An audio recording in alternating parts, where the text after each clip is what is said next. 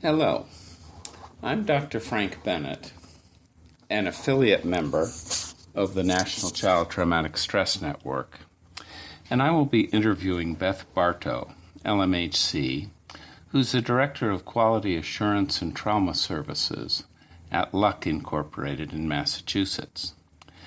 Beth will be talking about the methods that she has developed for training facilitators for the RPC. Our discussion will provide a description of how to implement an evidence-informed training method.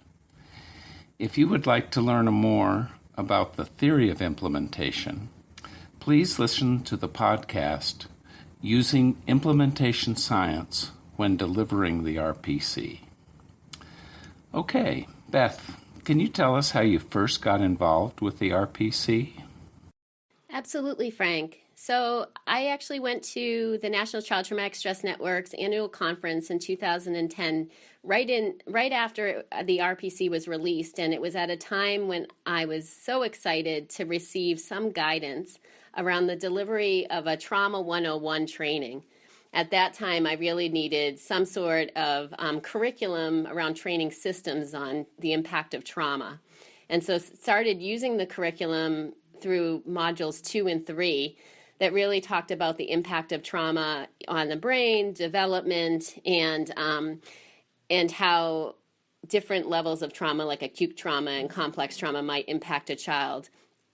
So it really provided me an opportunity to be more relaxed in front of an audience, to feel like I had some competence when I was delivering the training. And it wasn't until a little later that I actually developed the courage to do the training in front of foster parents, and still didn't do it as the full curriculum of 14 to 16 hours. Did around a 12-hour training, did that solo. And after that, took the guidance of the network to add a co-facilitator and conducted the training as it is of 14 to 16 hours over 4 sessions. So it took me a real lot of time to actually get the courage to do it in terms of how it currently is supposed to be implemented. Okay. And how did you first train facilitators? So when I started to become comfortable, we happened to get a grant opportunity where we wanted to train facilitators in the state of Massachusetts. And initially, we actually recruited folks that were trained clinical staff in evidence-based trauma treatments, or even actually trainers in those evidence-based trauma treatments, to launch this with us. So initially, I did an orientation of those folks on the RPC just using the slides. And then over time, recognized that, just using the slides to train them wasn't that effective. Because those folks in particular knew the content of the slides, but it was more of the delivery. So during the next wave, we actually started pairing them with co-facilitators and provided them with a full day training where they would practice with their co-facilitator. And we did that a couple of years in a row.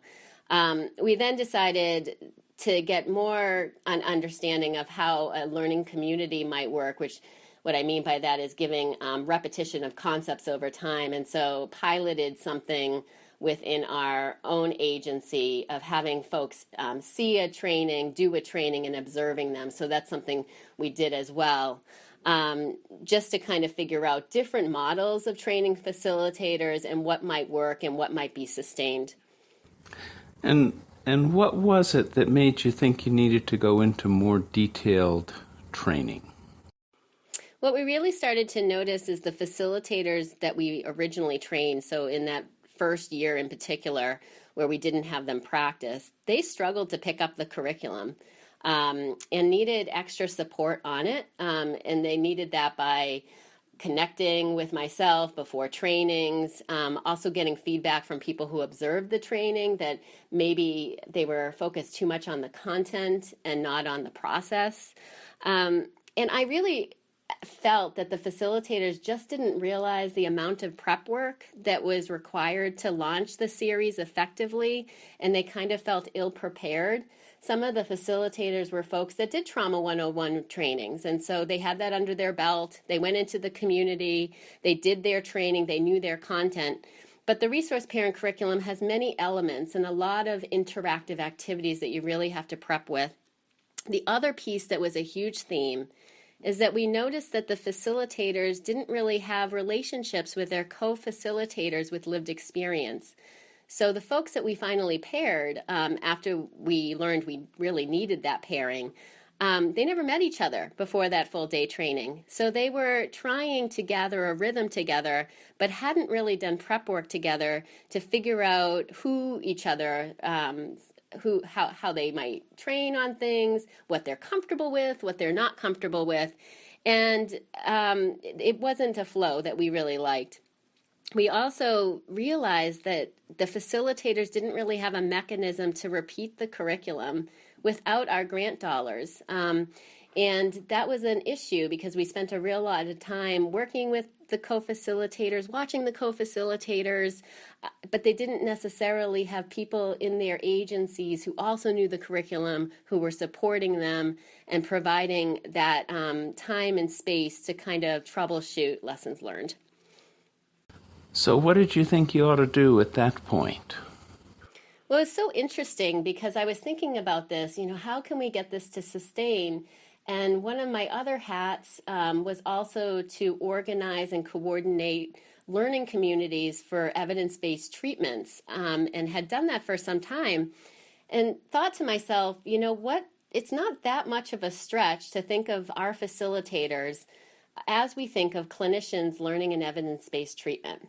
And when we're teaching a clinician how to learn an evidence-based treatment, we're not necessarily just working with them one time, training them and launching them. There's really kind of a developmental process over time. So I thought about that a little bit, and then I thought about the idea of implementation science, and really thought, how might we implement some of the guidance from implementation science, thinking about the stages of development and what components are real helpful to folks learning a new concept, and decided to develop an intensive learning community design and pilot that in Massachusetts with some core intensive foster care agencies, and see if that would help us around the sustainability as well as this partnership between facilitators. So how did you change the training at that point? At that point, I actually met with a colleague here in Massachusetts who was my partner in crime with the resource parent curriculum, who worked at our Child Protective main office. And we thought a lot together about how might we bring this to intensive foster care in a way that could be supported.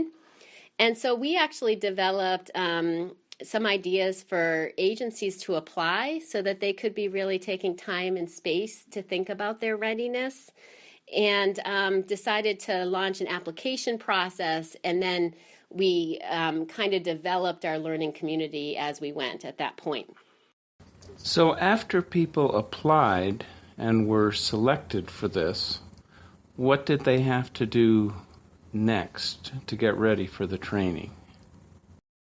Well, that was kind of really a neat thing about the resource parent curriculum. In the network, we've done a lot of work lately on the learning site. And so I naturally had some resources afforded to me to help those folks that apply do some pre-work before we came together. And so what we advised them to do is we actually developed a whole sheet of pre-work. And the pre-work also consisted of some resources for them to read and also look at. So we gave them guidance on going onto the resource parent curriculum facilitator learning site. And we asked them to not only download the curriculum, but to also sit a bit on the site, listen to 3 of the podcasts. We asked them to read at least 1 blog. And we asked them before the actual training that we needed them to meet with their co-facilitator at least 2 times. But we didn't want that 2 times not to be structured. We wanted them to feel like they had something to do during that time and space with each other. So we actually gave them 1 module that we wanted them really to go deeply into during their prep work, and asked them to go through the facilitator guide and put sticky notes on different pieces of the module of what stories they would share in the modules. We then actually had a training day where we talked about all the main concepts of the curriculum, some of the lessons learned from the curriculum, and some of the adaptations we had actually made in Massachusetts. So the first day was really just for them to sink in, really think about some of the content, but honestly, most of it was really about how to get to know their co-facilitator, what were some lessons learned that we had that they can maybe go around and kind of feel a little bit more confident with their presentation on the second day. On the second day, what we ended up doing is having small group discussions and had those folks who had prepared a module actually present the module with their co-facilitator with 3 or 4 folks in their small group. And from that, we actually had the audience members, those 3 or 4 people, fill out an observation tool. And we had the folks that were facilitating fill out a self-assessment tool. And we gave time and space of reflections around how the module went. At that point, what we decided to talk to the team about after we launched them back into their agencies was we felt it was really important for them to take a practice run with their co-facilitator, with the curriculum, in a way that wasn't threatening. And this went right back to my own experience with the curriculum of needing to take portions of it and do it with an audience that felt less intimidating before I felt competent to do it with the main audience. So folks went back to their agencies and actually did a practice training of 14 to 16 hours over 4 to 8 weeks. It depended on the way they did it, with staff in their agency. And what actually we were hoping for too as a byproduct of this was the staff in the intensive foster care agencies would start to learn the language of RPC as well, so that when their foster parents were going through it, they could be supporting those foster parents on the phone and using the same language. Now, what we also knew is that folks really need to feel like they have someone to turn to. And my experience is people don't often come back with questions all the time. And so this idea of needing to have a time and space in a secure time for folks to ask questions, I think was really needed. One of the things that we've discovered, though, around providing coaching is that unless you give folks something to prepare for the coaching and present during the coaching, you could get some silence. And so during our monthly coaching, we actually assign each team a module throughout the 9 months that we do coaching. Each person gets one of the module, or each team gets a module, and they prep that module. And they talk about how it was to facilitate the module, what were areas that they felt their audience really liked about it, what were areas that were a struggle for them around it, and we also have them fill out a My Child worksheet. The other thing that we feel is really important, and we do this with our clinical staff too, is we want to make sure that what we're doing is making sense and making a difference. And so we actually have pre and post surveys for the participants. So we also prepare our facilitators in doing that. And I'd say one of the other levels that we provide are senior leadership support calls. And we're talking to those senior leaders who are supervising these facilitators and asking how it's going, thinking about where are some parts that are struggle. And we've actually developed a trauma-informed dashboard so those senior leaders can think beyond the RPC curriculum, but their agencies more as a whole. And then finally, I think what was really helpful is that we wanted the senior leaders to feel like they could hold RPC after we had left support. And so we actually we empower them to observe their facilitators, complete an observation tool, and also have their facilitators complete a self-assessment tool.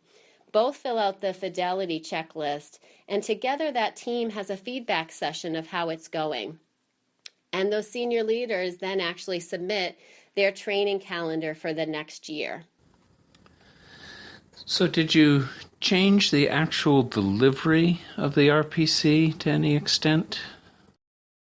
We really didn't. We continue to train facilitators to provide the total content 14 to 16 hours. We've been doing it over 4 sessions, but certainly we have other facilitators we've worked with that have done it longer or shorter. I'd say the only thing we have trained is facilitators, particularly new ones, seem to really enjoy the removed video that presents the case study of Zoe.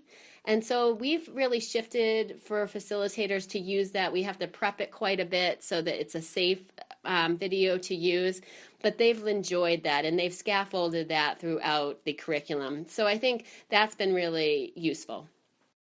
Okay.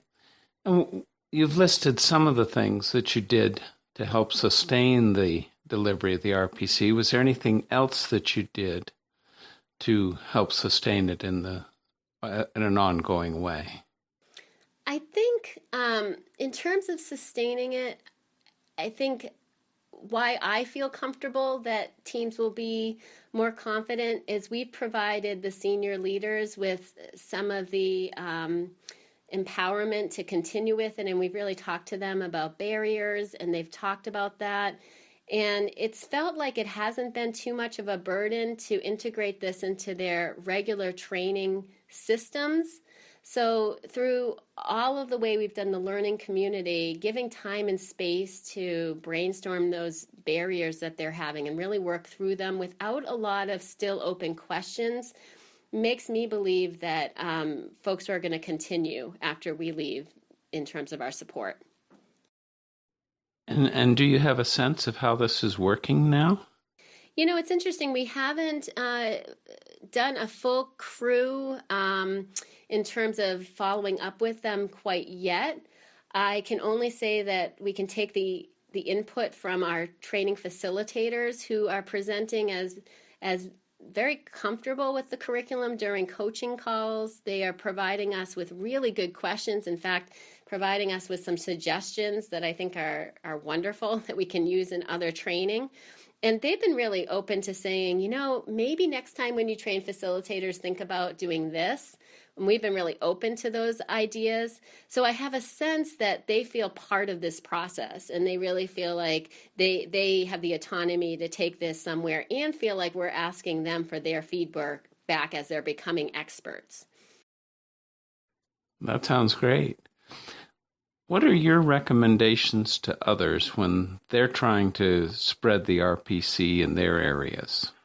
So this might be just my bias or my belief, but I think that you have to actually try it out.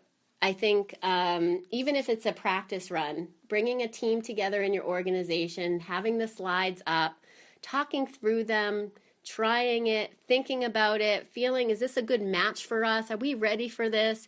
Is really important.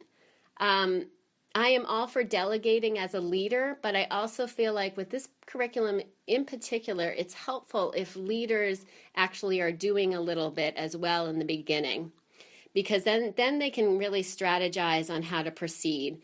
So if your agency is looking at just something small in terms of small scale and you're just trying to train a couple of facilitators to do it, really practice with it and be a support for each other, have a group go through it, tweak it.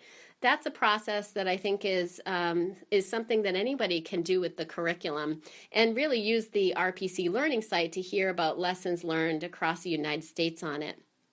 But if your goals are a little larger and you want to scale up quicker, really, I would say, I wish when I started out, there was somebody that could come out and do a learning community process with us, because I think that would really help organize how we wanted to roll things out. And maybe we wouldn't have to have taken 5 or 6 rounds of training facilitators to kind of get where we are today. So you could probably really consider hiring someone to come out to your system and provide consultation in a learning community format. That's great. If people want to learn more about your training methods, can they contact you? They absolutely can contact me. I would encourage them, even if it's just to to wonder a little bit about RPC, and if they're just in their kind of exploration phase, I think that's fine. And folks can reach me, probably the best way is by email at bbarto@luk.org. Okay, that's bbarto@luk.org. That's right. Thanks so much for your time, Beth. I really appreciate it. Thank you, Frank. This marks the end of this podcast. For more information about the Resource Parent Curriculum, please visit us online at learn.nctsn.org/RPC. Thank you for listening.